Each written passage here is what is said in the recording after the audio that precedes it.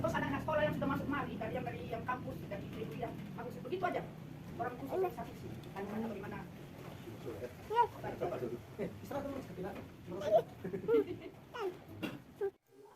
Oke, teman-teman sekalian, salam, selamat siang. Ini saya berada di Nia Selatan di Hili Simaitano ya. Di sinilah letak rumah adat dan juga budaya lompat batunya ya. Nanti kita akan ke depan. Tetapi ini saya lagi di rumah adat dan kita akan lihat-lihat rumah adat ini beberapa hal ya. Banyak sekali baik baju-baju waktu zaman dulu untuk berperang ya, orang Nias berperang, ini semua ada di sini. Dan nanti kita akan tanya-tanya, ada nenek di sini, ada juga kakek, tetapi kebetulan nenek ini yang lebih pandai untuk berbahasa Indonesia untuk bisa menjelaskan, walaupun tidak sedetail nanti, tapi bisa menjelaskan tentang budaya Nias dan juga apa makna ya, seperti yang saya pakai ini, kemudian yang ada di kalung, yang saya kalungkan ini. Kemudian ada beberapa lagi ya, ada parang, kemudian ada juga benda-benda ini. Saya kurang tahu ya.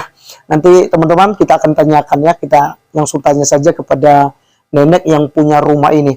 Oke, yaho nenek. Yaho, anakku. Ya, tentu ini kan kita harus jelaskan juga ya, sebagai budaya Nias ada istiadat ya, barang-barang untuk zaman dulu ya, saat berperang ada beberapa ya. Jadi tentunya masyarakat Indonesia tidak tahu, tidak paham ya tentang budaya-budaya Nias, kemudian alat-alat perang ini gitu ya dulunya. Jadi ini kita mulai dari mana ini nenek? Saya mau tanyakan ini. Dari Erebah. Dari mana ini? Dari atas ya. Oke. Ini baju-baju di atas ini seperti apa nenek? Ini itu kisahnya seperti apa? Baju-baju atas itu yang dinamakan Erebah.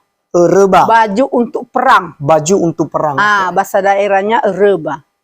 Baju untuk perang kalau ada musuh mau melawan musuh.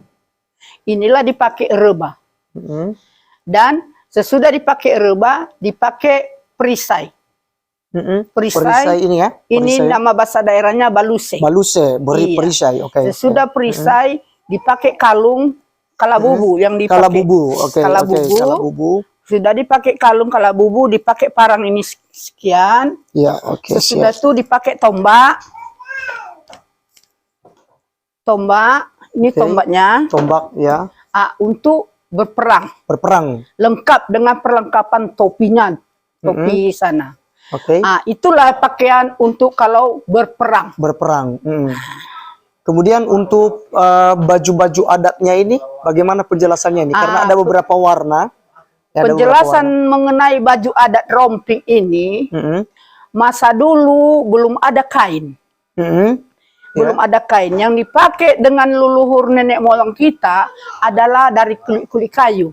Dari kulit kayu. Dari kulit-kulit kayu.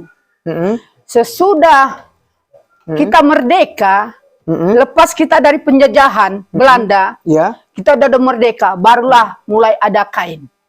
Makanya kain itulah dari kulit kayu tadi dirubah gantinya, digantikan dengan kain. Kain itu kita bertanya, mengapa kain itu ada dua warna? Dua warna, betul. Ada yang hitam dan ada yang merah. Jadi kalau yang merah itu, memang dari sejak leluhur tadi, itu hanya yang memakai merah itu adalah dari keturunan kerajaan. Dari keturunan kerajaan, bangsawan. Dari raja, ya? bangsawan. Kalau disebut sama kita di sana di Leu, Balugu. Balugu, siap. Itu yang pakai merah. Seperti yang Bapak pakai ini sekarang ini. Itu menandakan panji-panji itu panji-panji dari kerajaan. Sebab kerajaan tadi enggak berperang dia santai duduk. Makanya dia pakai panji-panji itu duduk. Itu panji-panji enggak boleh dipakai untuk peperangan. Begitu Pak. Panji-panji tidak boleh dipakai untuk peperangan. Ya, berarti ini kalau seandainya yang memakai ini berarti dari kerajaan. Dari kerajaan ya. Santai duduk. Ya, menerima tamu. Menerima tamu. Oke. Nah, kemudian yang baju warna hitamnya seperti apa? Yang baju warna hitam itu dipakai untuk peperangan. Peperangan.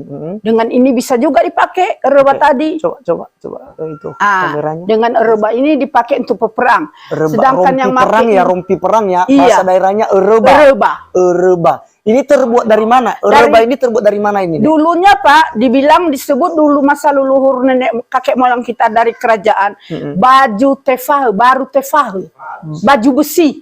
Baju besi. Jadi sekarang nggak ada lagi perbuatan besi itu, makanya ganti besi itu inilah seng. Seng, oh gitu, oke. Berarti ini dari seng ya? Dari seng, Pak. Lalu dicat ya? Iya, dicat. Hitam. Sebab yang disebut besi itu warnanya hitam. Iya, warna hitam. Tapi zaman dulu tidak seperti ini ya?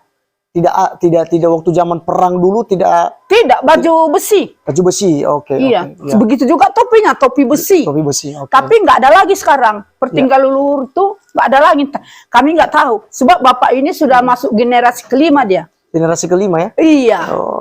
Generasi Iya. Generasi kelima dari kakek luhur Sola Geniha.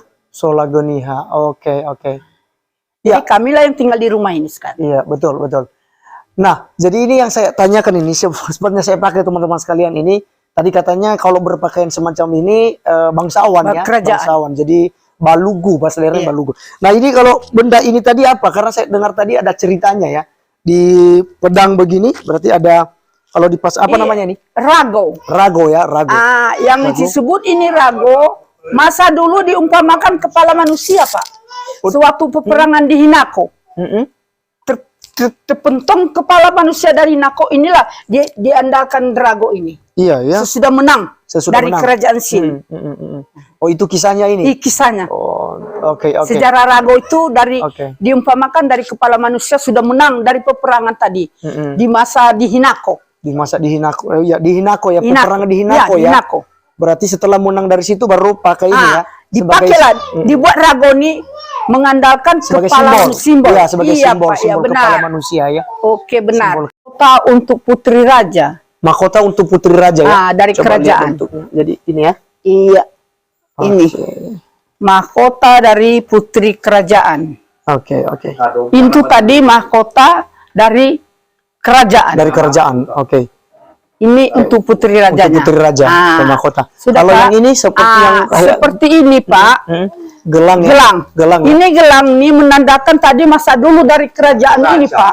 Memang dia ya terkaya lah, termasuk emas, punya emas. Punya emas yang bertubi-tubi dari kerajaan. Inilah ganti emas dari kerajaan tadi, emas ini. Iya. Oh, ini bukan berupa perisai ya? Bukan. Untuk penahan parang. Iya. Kalau tidak, maksudnya kan untuk penahan parang gitu ya? Enggak, Pak. Oh, tidak ya? Ini untuk menandakan diformasikan dari putri raja. Dari putri raja. Dari kekayaan kerajaan tadi. Seperti budaya raja adalah harimau. Budaya raja harimau ya? Itu ada harimau. Harimau patau. Jadi harimau itu untuk cilik generasi, Pak.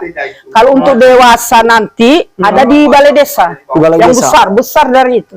Terbang bisa. Kalau di darat harimau karena berani. Berani. Oh. Nah, inilah Pak lambangnya, lambang gelang ini. Oke. Menandakan kemewahan dari putri raja tadi.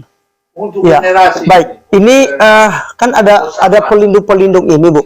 Kayak gini ini untuk masyarakat biasa. Itu untuk masyarakat biasa yang menggotong harimau. Nah, ini ada sedikit saya tanya nih. Kan katanya gini ya, untuk pembangunan rumah adat zaman dulu itu kan biasanya ada tumbal ya, ada tumbal. Ada kepala manusia. Memang benar. Jadi gimana kisahnya itu? Bisa diceritakan? Tumbal itu memang benar. Ini Bapak ini yang sering Bapak ini sudah merasakan memegang tumbal itu di sini. Semua rumah. Tidak ada dulu. Di rumah. Hegeniha. Rumah kerajaan. Oh, berarti tidak semua rumah adat? Tidak, Pak. Oh, memang kalau tanya Bapak. Tadi Bapak itu yang tadi pagi tamu juga tanya itu. Seperti rumah ini dulu. Entah dari mana tumbalnya diambil kepala manusia itu. Tapi nyata di tangan saya ini dipegang. di rumah ini.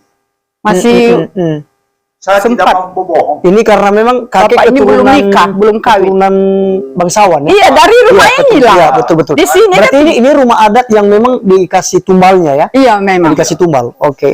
Ya. Oh, turunan nama Damolo dari Gomo. Dari Gomo. Ya, Udah jatuh kok. Oke. Oh, udah jatuh. anaknya tinggal di kecamatan Mainamulu. Satu Oke. Oh, kecamatan. jatuh kakak.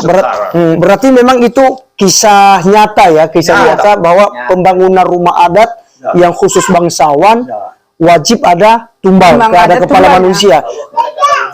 Seperti desa Lawa di pakai desa dah binu. Binu. Kalau niha. Tapi biasanya ditaruh kemana? Kalau pas pembangunan rumah itu ditaruh kemana? Di rumah ini sudah siap tahun 1605. Rumah Bapak Soladoniha. Kakek raja dari atas tuh yang Kak? Iya, kepala manusianya Nah, biasanya di sini ditaruh digantung. mana kalau Kepala itu? manusia di rumah ini Digantung Oh, waktu digantung biasanya waktu itu ya. Saya ini sudah. tangan bapak ini langsung. Wow. Tapi Luar entah di biasa. mana diambil itu. Lebih-lebih seperti peninggalan. Belum nikah tadi. bapak ini, Lompat belum batu nikah, itu. belum kawin dia. Sudah ada kepala manusia itu. Tumbal di Di bawahnya. lompat batu itu, Entah iya. di mana mereka ambil. Iya. Di lompat batu itu, Lompat batu. Seperti di pintu gerbang itu Bapak Goli. sudah ada itu. Sudah ada. Oh, oke. Ah,